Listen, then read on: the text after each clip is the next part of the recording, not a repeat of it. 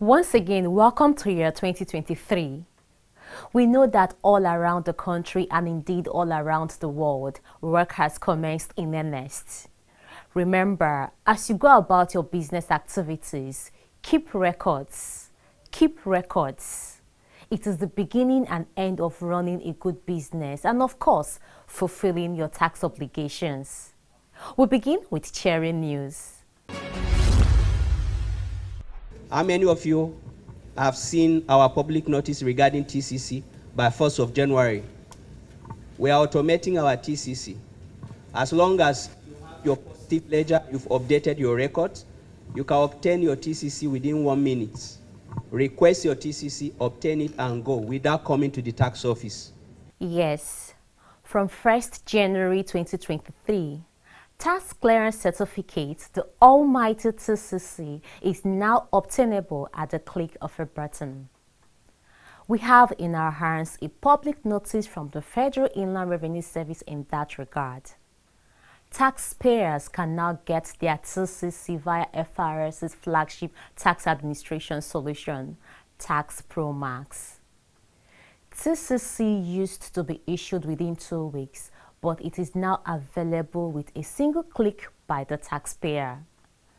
The Executive Chairman of the FIRS, Mr. Mohammed Nami, has explained that this revolution is in line with the objectives of the FIRS to make the lives of taxpayers easier and to ensure ease of doing business. Mr. Nami said further, and we quote, "One of our objectives as a service is to build a customer-centric institution. That means an institution that has the customer at the heart of its innovations and solutions. It is for this reason that we have tuned the operations of our Tax Pro Max solution to be able to deliver tax clearance certificate in the shortest possible time to taxpayers. At the click of a button, taxpayers will get their tax clearance certificates as long as they have no outstanding liabilities." Welcome once again. Tax clearance certificate is what can be described as the end of the road in the tax compliance value chain. It is a concrete evidence that the taxpayer, whether individual or corporate, has fully fulfilled relevant tax obligations. Nigeria operates a federal system of government comprising federal, state, and local governments, each tier with its taxing powers. At the federal level, the Federal Inland Revenue Service collects so-called federal taxes: companies income tax, value-added tax, stamp duties, capital gains tax, NITDA, NASENI, Police Trust Fund, Tertiary Education Trust Fund, and a few others. Now, the FIRS, we must emphasize, collects these taxes for the benefit of the Federation, for the benefit of the 3 tiers of government, not the federal government alone.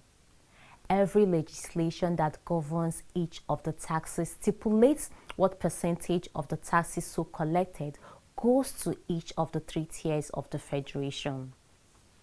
Federally collected taxes go into Federation accounts, and every month, representatives of federal, state, and local governments come together at what is called the meeting of the Federation Account Allocation Committee, where each tier collects or is given what is its due. On your screen is the distribution formula for monthly FAAC allocations.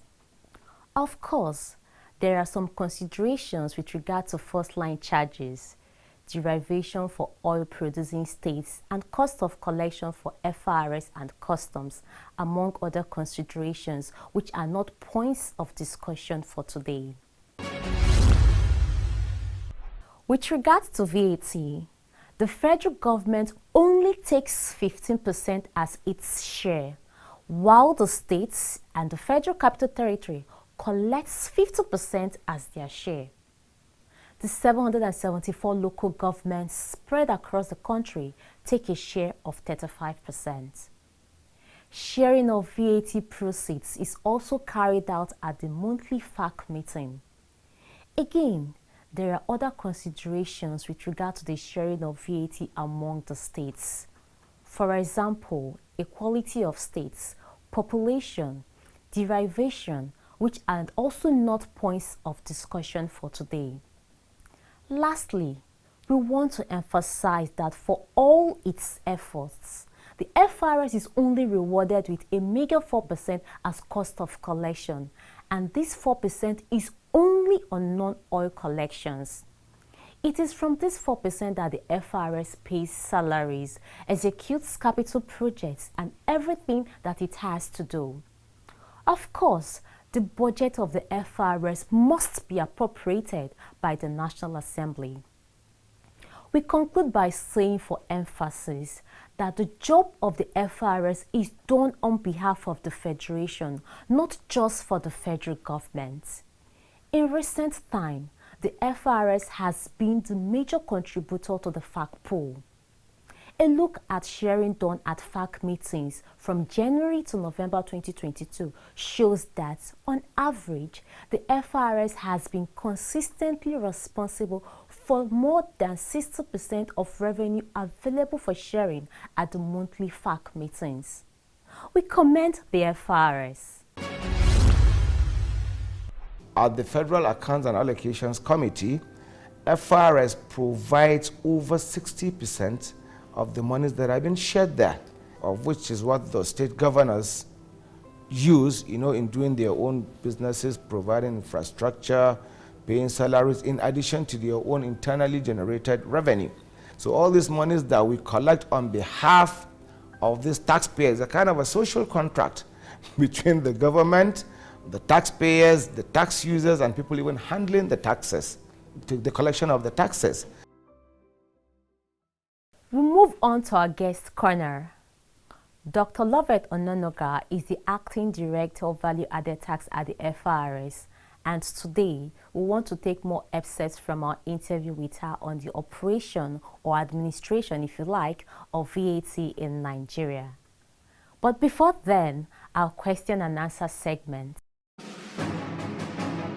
What is value added tax? Value-added tax is a consumption tax paid when goods are purchased or services are enjoyed.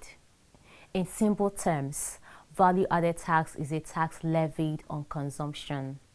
It is payable only when taxable goods or services are consumed. Consequently, if there is no consumption, the tax is not collectible. What is the rate of VAT in Nigeria?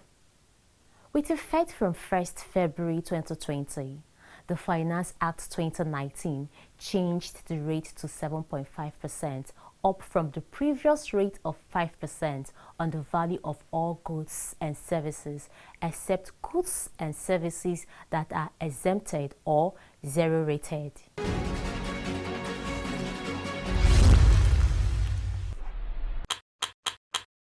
Dr. Ononoga, welcome to Tax Matters. Thank you very much for having me.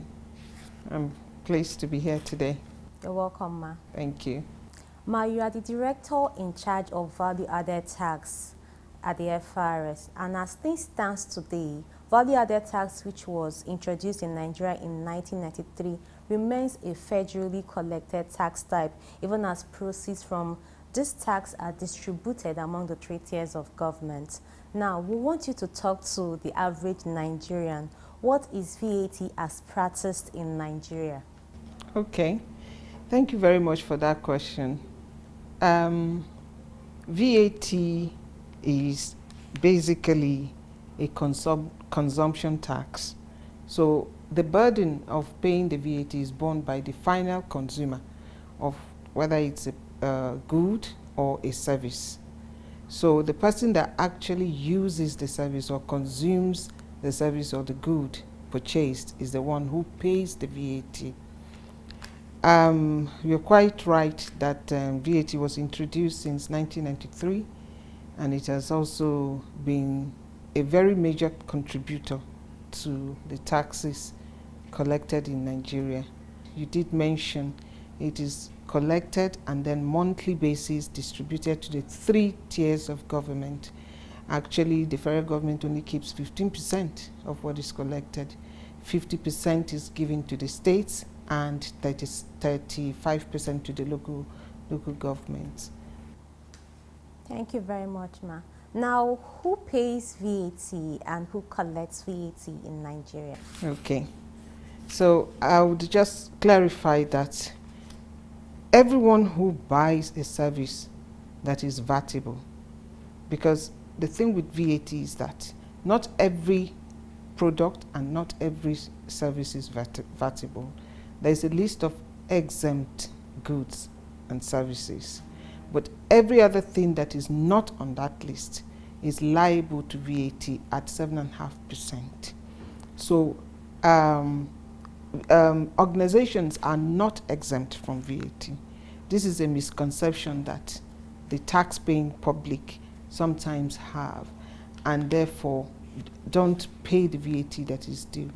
As an organization, whether you're a non-profit or a corporate or a trust or limited liability, whatever, you know, you're set, even an enterprise, even an individual trading in their name, you know, is not exempt from paying VAT. It depends on the transaction. It depends on what it is that you purchase, what good you buy. That is what might be VAT exempt. Other than that, everyone who buys or uses goods and services that are VATable pays the tax to the person that they buy. So everyone is literally a VAT agent to the government. If you're buying the goods, you pay to someone. You pay for whatever you buy. So when you are paying, the person that you're purchasing from is actually supposed to charge that tax to you, and then you pay to them. You might say that everyone is an agent because everyone is expected to pay the tax, right? And then companies, enterprises that are registered are supposed to now then remit what they have collected when they're selling goods and services to the FRS. So in that respect, everyone is an agent of collection, okay? But there is a special class of agents that are appointed, you know, based on Section 14(3) of the Act. So those class of agents now have to address, they have two VAT to pay.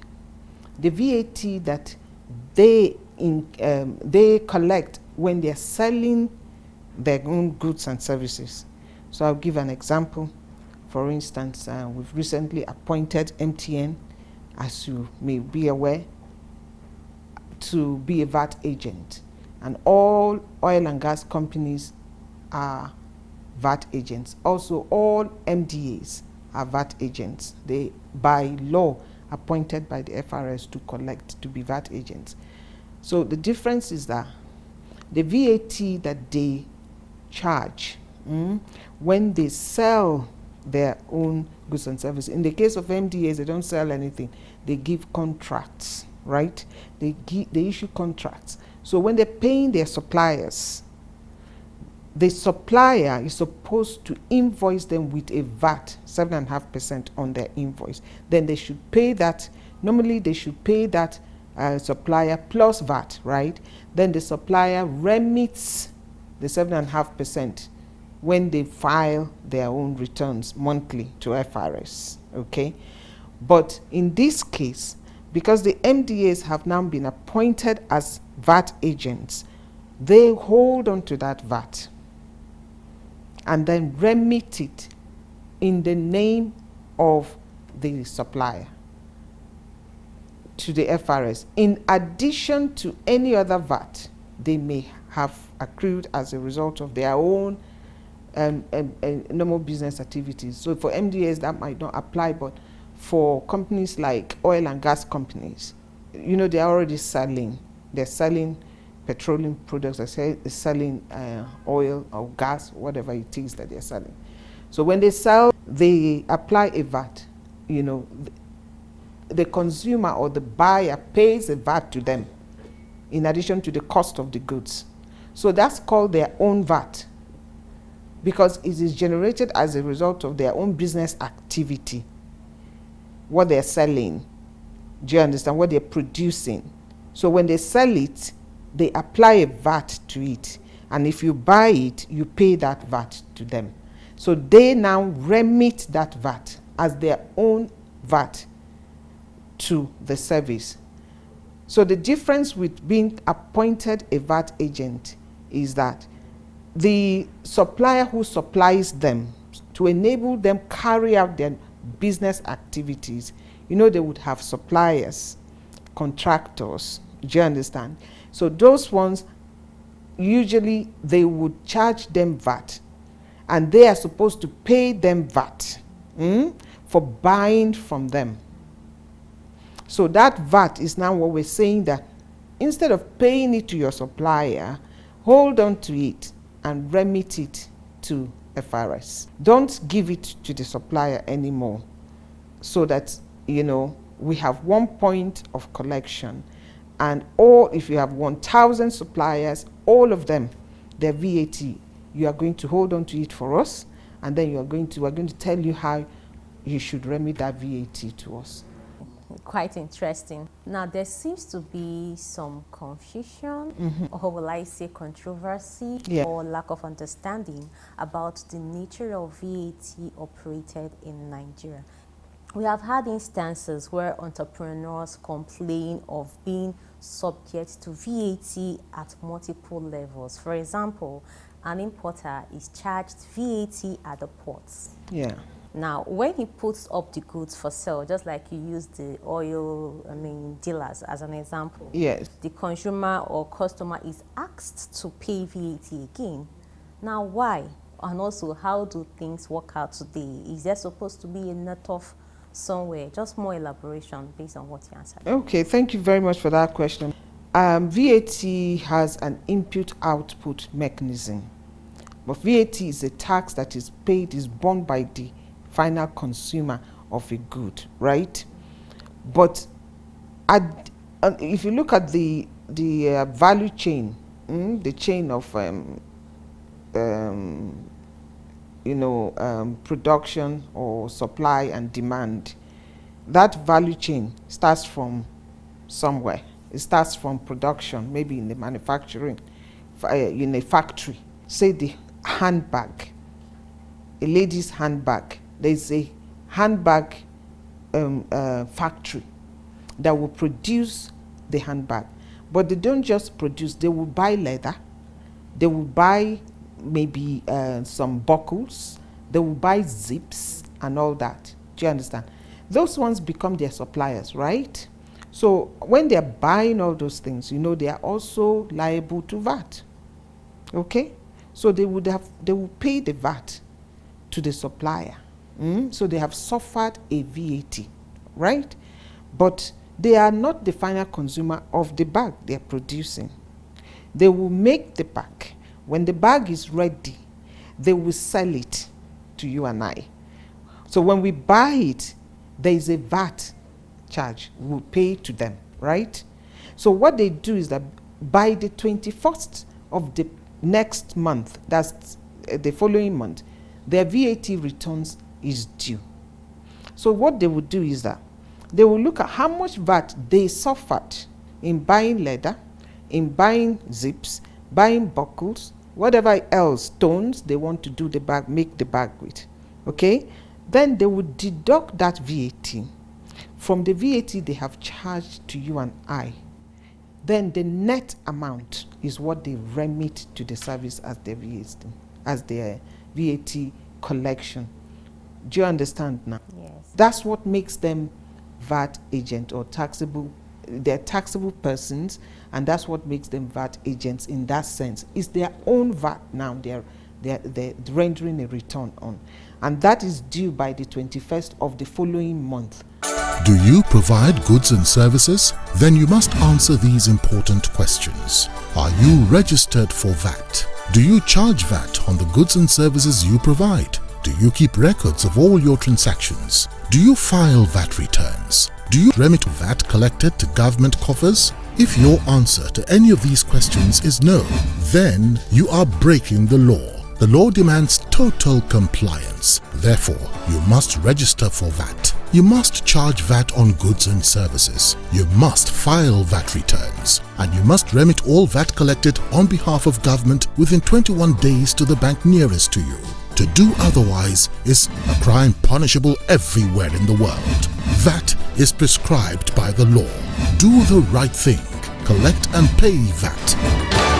This message is from the FIRS. It pays to pay your tax.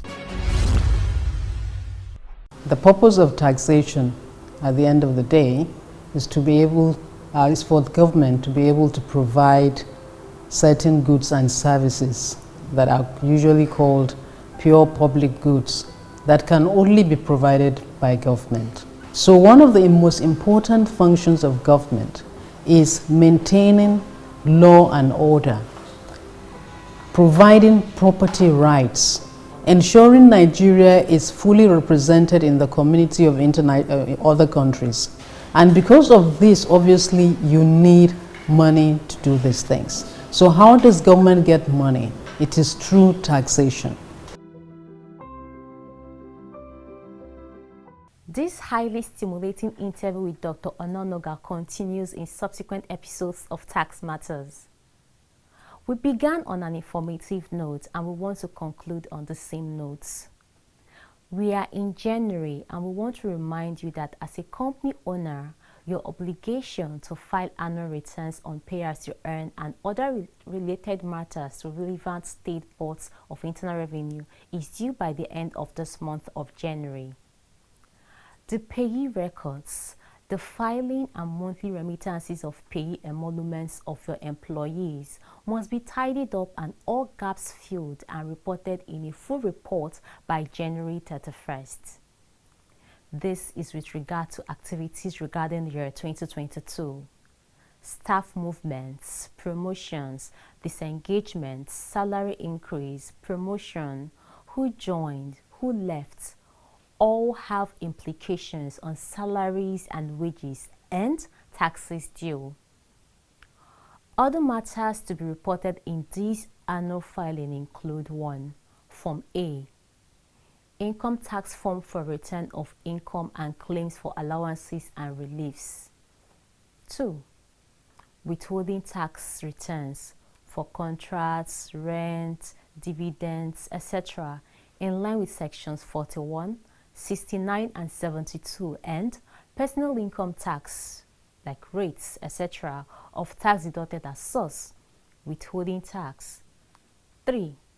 A schedule of all withholding tax deductions made by showing full names and addresses of the beneficiaries, amount, tax deducted, and nature of services. And 4. Development levy.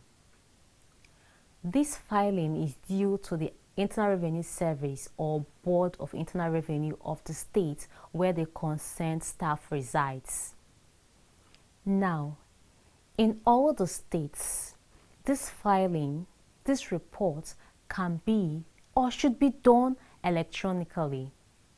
For example, the Lagos State Internal Revenue Service insists that electronic filing through its e-tax platform is the only acceptable mode of filing. The same applies in all the states. Contact your BIR for guidance. Please act before it is too late. January 31st is the deadline. We want to thank you for riding with us on this journey into the world of taxation. We do hope that you had an informative and educative time. Let's do it again together next week. Same station, same day of the week, same time of the day. Bye for now.